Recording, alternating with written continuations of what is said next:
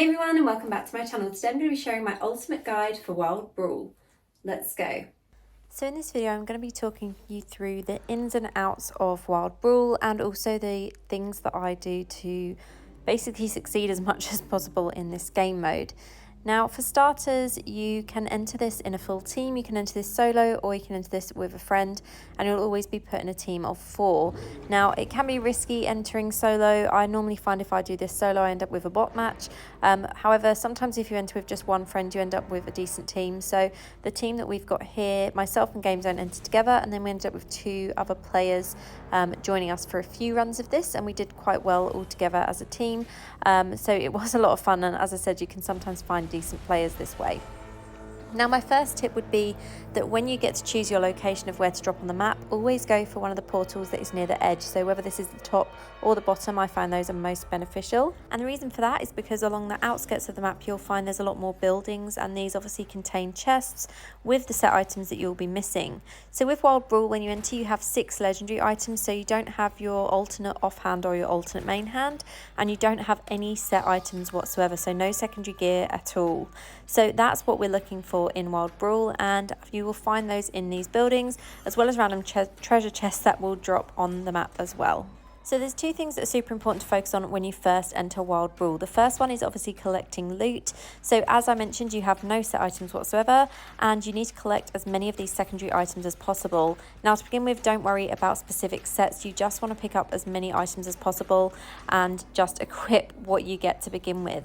The second thing to focus on is your level. So when you look at the sidebar here on the left, you'll see we're currently level 1 out of 10. Now everyone that enters Wild Brawl is equally leveled out, so Resonance doesn't have an impact, Paragon level doesn't have an impact either. Everyone is just equaled out to the same, similar to some of the other limited time PvP events. So just to recap, priority 1 is collecting your secondary gear and priority 2 is leveling up. Now to level up you need to kill mobs and also enemy players. Now your level will also impact the team's level, so every time you kill mobs this will help with the team's overall level as well, and the higher your level the easier it is to take down enemy players, as well as obviously having that decent secondary gear too. Now one of my top tips for Wild Brawl is to actually use the grassy areas. So you'll notice there are some areas with long grass. This will actually make you invisible as long as you have no skills active. So if you need to hide from enemy players, you can just launch yourself into that long grass and wait there until they've gone by, or you can use this as a strategic way to hide from enemy players when you know there's a few of them left at the end of the match. So you can see currently there's only 17 players remaining. It says we've killed 0, but there's sometimes lags a little bit, so don't worry too much if it doesn't say you've killed any players at all. Now another thing you can do, as you've just noticed there, is you can loot the enemy players. So this will give you all their legendary gems and all their gear that they have as well. Now the best thing with this is that if you have too much gear, you can stop and drop those gear items for your teammates. And that's something that we generally do throughout the battle in Wild Brawl. Now another bit of a sneaky tip that I have for Wild Brawl is the green set items. So once you have the items that you're looking for and a decent build, if you have extra green items you can also use these to lure out enemy players. How you'll do this is hiding in the long grass like I'm currently doing here and actually dropping those green items. So when a green item drops it does show up as a star on the minimap, and that will show up for everyone whether they're on your team or not. Another thing you'll see in Wild Brawl is different shrines. So you'll have the normal frenzied shrine and also the fleeting shrine, but you'll also find an invisibility shrine. So this can be quite helpful when you're trying to get away from enemy players if you manage to get that shrine.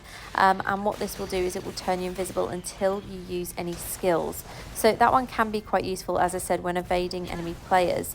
Now one thing you'll need, as I did say at the start, is movement, and sometimes unfortunately skills like teleport don't always work, so you might teleport away and you don't actually move, unfortunately. So definitely make sure that you have a strong build with decent damage from the skills you've got equipped. Now here I'm just checking on the loot that I've picked up, and I'm dropping some of the yellow items for my teammates, and you can see they're also dropping items for us as well. So as I mentioned, by doing this it makes you all stronger, and obviously it makes it a lot easier to take down enemy players if you've got that top level like we currently have, but also decent set items as well. So we're just going to loot that player again. And also another thing that's important is to pick up bandages, and just like that it was actually a victory for our team. So this was the overall result. So we got 5 kills and I was MVP of the match as well. So now let's take a look at the build that I used in this battle. So starting off with the helm, we're using Vacia's Resourceful Countenance. Scorch now launches an electric orb that explodes on impact, creating an electric field that pursues enemies and inflicts them with shock. Scorch damage is increased 18% and cooldown decreased 10% from the Awakened slot. On the chest, we're using Isolated Storm. Lightning Nova calls a lightning orb to orbit you, dealing lightning damage to enemies it hits. Lightning Nova damage increased 18% and damage increased 10% from the Awakened slot. On the shoulder, we're using Phoenix Mantle. Scorch radius is increased 29% and damage increased 10% from the Awakened slot. For pants, we're using Frost Bond. Frostfield now also shatters enemy armor, increasing the damage they take by 19% for 5 seconds. Frostfield cooldown reduced by 10% from the Awakened slot. On the main hand, we're using Radiant Splines. When Lightning Nova deals a critical hit, it emits a charged bolt that deals 12,895 damage.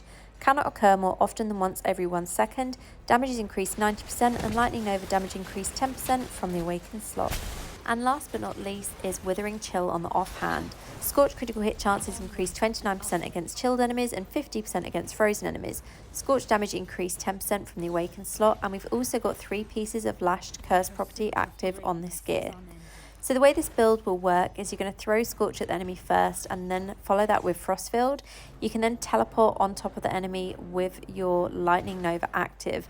Now that Lightning Nova essence is super powerful, and teamed with the Radiant Spline main hand will make it even stronger. Obviously, every time you level up in this mode and every time you gain more secondary items, it will increase your damage as well and make your character stronger. So this build works really nicely. It is the same one that I've been using in Conqueror PvP and also in I can't even remember what it's called now, Tower Battle as well. So the Accursed Tower PvP for your clan. It's the same build that I use in that. Obviously, in the clan one, I have all 8 legendary items active, whereas in the Conqueror mode and also in Wild Brawl, you obviously only have the 6 items active, which I've just talked through.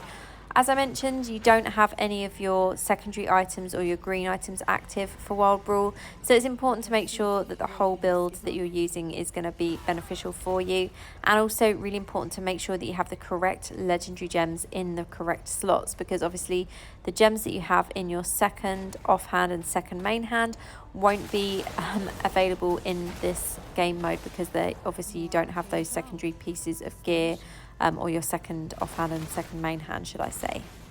So in this match, this was the first battle that we had with 2 random players on our team, and these are the 2 players that we ended up sticking with for quite a few matches of Wild Brawl. Now, one thing with this, you've noticed that we are focusing on collecting gear and also leveling up for our team as well. However, there are a lot of enemy players around this time, so this has made it a little bit more tricky. But you can see here that using the build that I'm using, because it has that movement, it makes it a lot easier to actually do damage to players. And some of the skills and some of the builds that people use don't give them enough maneuverability, so you'll find that anything that gives you movement, having teleport or even using Sprite Spark chest for Lightning Nova will help you to move around quite a bit in this mode.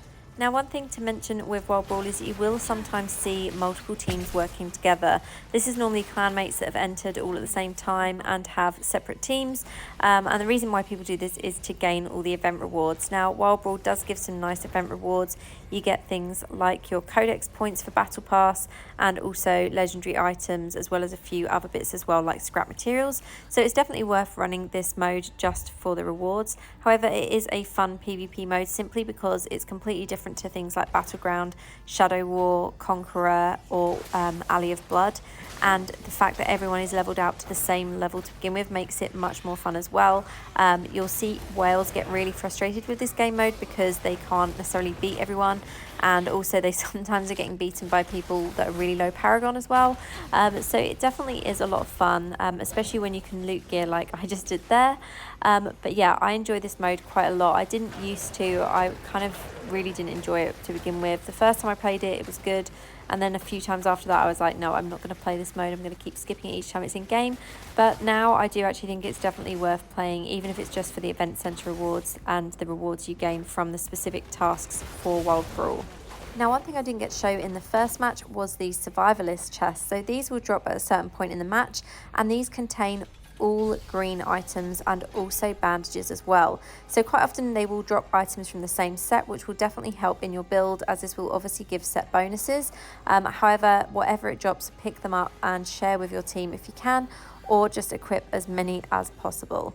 And you'll notice here as well, one of my teammates is dropping green items that they don't need, so this makes it easier for the other teammates to pick up items that they may be missing. Sometimes you'll find with Wild Brawl, you go quite a while without finding specific set pieces, so I went ages once without finding a neck piece, and then finally did find one, and luckily that was a green set item rather than just one of the basic blue ones.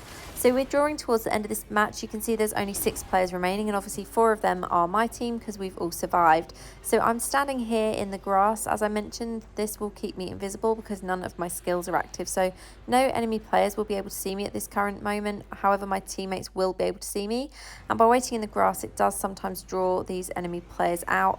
However, we did kind of end up doing a lot of waiting for these guys, and yeah, they weren't really showing themselves. They were hiding pretty well. So there's another survivalist chest here. My teammate has just opened that and is picking up the loot now, and I'm just going to stay in this grass for a little while and see if I can get those enemy players to appear. So while we wait for those enemy players to appear, I'm just going to recap on everything we've covered in this video, starting with entry. So make sure that you enter at an area that is on the outskirts of the map so that you can loot as many chests as possible for the set items that you'll need. Then focus on leveling up for yourself and your team to make yourself stronger. Do this by killing mobs and enemy players. Make sure that you don't attack enemy players until you've got at least some of the secondary gear, because this will obviously make you stronger. Use the grass to hide from enemy players, and obviously you can use this in a strategic way as well as using this to bandage, but make sure that your skills aren't active so that you stay invisible. And lastly, make sure that you have a build that works in Wild Brawl and that you have the correct items and essences equipped, as well as the legendary gems in the correct slots, as you only have 6 legendary items active. And that's it from me today. I hope you've enjoyed this video. Here's a few results from the other matches we took part in, and I'll see you in the next one.